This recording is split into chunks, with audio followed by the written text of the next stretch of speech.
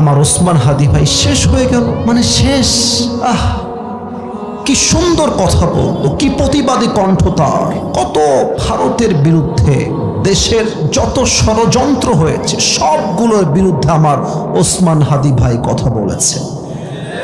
আজকে ওসমান হাদির জন্য আমি আসিফ হুজুর কিংবা আমার সামনে হাজার জনতা নয়, কোটি কোটি মানুষ আজকে ওসমান হাদির জন্য চোখের পানি ফেলছে। সিরাজগঞ্জের ভাইরা, মনটা আজকে বড্ড ভারাক্রান্ত। একটু আগেও কান্না করছিলাম গাড়িতে বসে বসে, চোখের পানি যেন থামছিল না আমার। আপনারা অনেকে জানেন, অনেকে জানেন না, জুলাই বিপ্লবের এক বিশাল নেতা, আমাদের সকলের প্রিয় ভাই ওসমান হাদি আজকে আল্লাহর জিম্মায় চলে গিয়েছে। আজকে আমার ভাই শহীদি মৃত্যুবরণ করেছে। আমরা সিরাজগঞ্জের আজকের এই মাহফিল থেকে দোয়া করছি আল্লাহর কাছে, আল্লাহ যেন আমার ওসমান হাদি ভাইয়ের কবরটাকে জান্নাতুল ফেরদাউসের উচ্চ মাকাম নসিব করে দেয়। পরে সবাই আমিন। এই রক্ত বৃথা যাবে না, এই রক্ত আমরা বৃথা যেতে দেব না।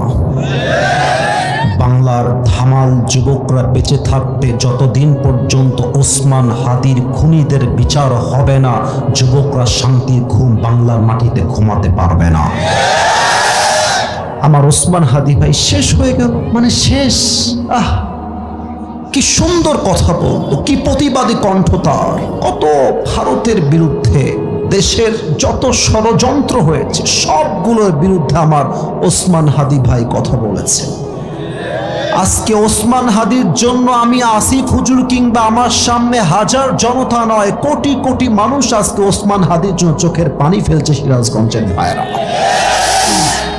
আমি আবারও দোয়া করছি আল্লাহর কাছে, আল্লাহ আমার ওসমান হাদি ভাইয়ের যদি কোনো গুনাহ পৃথিবীতে বেঁচে থাকতে হয়েও থাকে, তুমি তার শহীদি রক্তের বিনিময়ে তার কবরটাকে জান্নাতুল ফেরদাউসের উচ্চ মাকাম হিসেবে কবুল করে নাও। পড়াশোনা আমিন।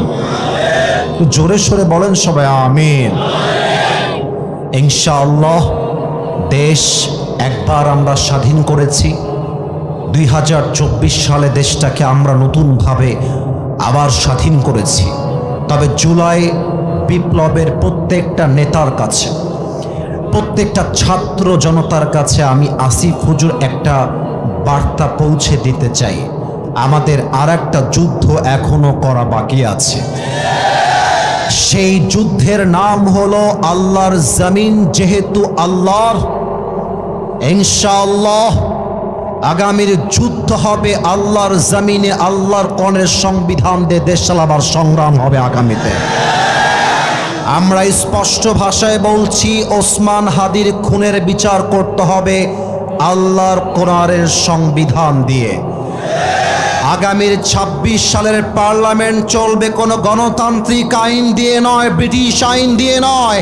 আগামীর পার্লামেন্ট চলতে হবে আল্লাহর কোরআনের সংবিধান দিয়ে। সিরাজগঞ্জের আমার কথা স্পষ্ট। Stop for a moment. আমি কথা বলি স্টপ। একটু পরে তাকবীর দেবেন, আমি কথাটা শেষ করি। আমরা অনেকে জানতে পেরেছি ওসমান হাদির খুনিরা নাকি বর্ডার ক্রস করে ভারতে পালিয়ে গিয়েছে। আমার বর্তমান সরকারের কাছে আবদার নয়, এটা আমাদের warning. And this is the last warning from the people of Bangladesh. প্রত্যেকটা যুবকদের পক্ষ থেকে বাংলাদেশের প্রত্যেকটা সরকারের দায়িত্বশীল ব্যক্তিদের কাছে এটা আমাদের লাস্ট ওয়ার্নিং। হাদিকে খুন করে যারা ভারতে পালিয়ে গিয়েছে, এদেরকে ভারত থেকে ধরে এনে ঢাকার জাতীয় মসজিদ বাইতুল মুকাররমের সামনে দাঁড় করিয়ে ওদের মাথায় গুলি করে হত্যার রায় পাশ করতে হবে আগামীর বাংলাদেশ।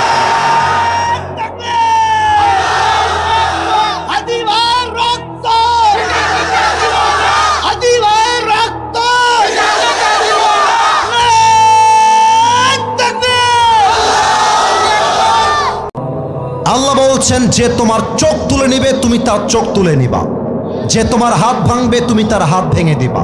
চোখের বদলে চোখ, কানের বদলে কান, নাকের বদলে নাক, হাতের বদলে হাত, পায়ের বদলে পা, জানের বদলে জান। অতএব আল্লাহর কোরআন দিয়ে পার্লামেন্ট চলবে। ওসমান হাদির খুনিদের বিচার না হওয়া পর্যন্ত বাংলার ধামাল যুবকরা থামতে পারে না, এই লড়াই থামতে পারে না, এই যুদ্ধ থামতে পারে না। ঠিক কিনা বলো সবাই? আল্লাহ আমার প্রিয় ভাইকে যেন শহীদি মর্যাদা নসিব করে, পড়েন সবাই আমিন।